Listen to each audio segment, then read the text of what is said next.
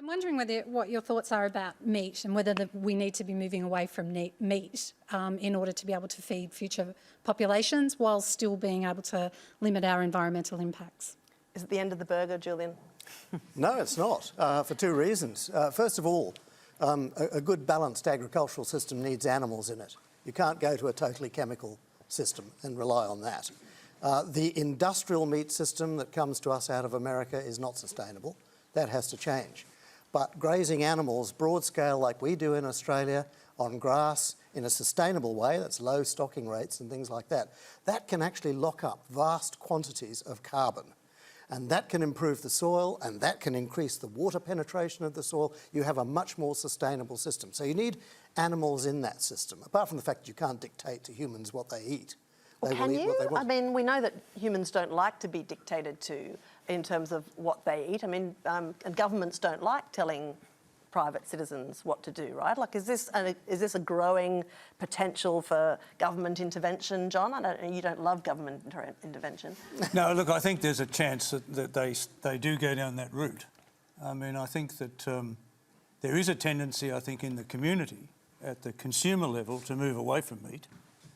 Partly because of a belief that it is, counterproductive to the climate challenge and so on. But one of the things that bothers me most about this area is that short-termism has us sort of taking things for granted. We just assume that we've been able to eat this well or live this well for as long as we have, and we assume that that will continue. And we don't want to face the reality that, in fact, there are challenges out there that are very real. Food security is a big one.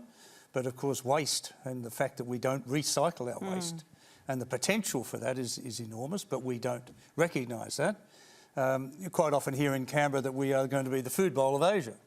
Well, we won't be if we don't do something about our soils and we don't do something about our water, preservation and so on. So that short-termism crowds out all the detail that we should be looking at. Julian, what sort of economic opportunities are there in this field of innovation? I mean, how attached are we to our traditional means of growing sustenance? Well, if I could illustrate this with a small headline from last week. One you prepared earlier. Yeah, one I prepared earlier.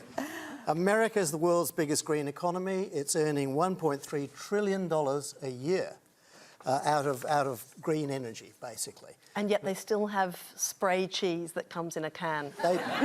We can teach them quite a bit in that regard. But my point is that we missed the green energy revolution in the 1990s when we were leading the world in the technologies that we had. We missed it, or we opted out of it.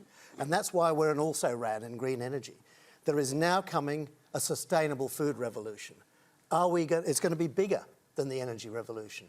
Is Australia going to lead it, or are we going to opt out again? Are we going to miss that huge opportunity to double our GDP, basically by getting into the knowledge base of how you produce sustainable, climate-proof food?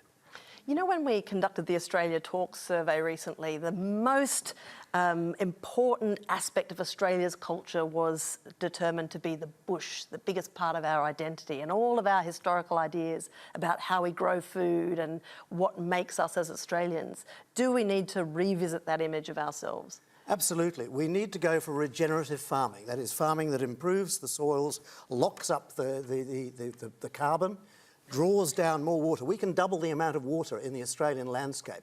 You don't need to build any more dams if you double the amount of water that's in the soils. This is what Michael Jeffrey, the former Governor-General with Soils for Life, is talking about. There are lots of very smart farmers who are doing this right now. We have to share that knowledge with the whole of Australia, and then we will revolutionise the planet.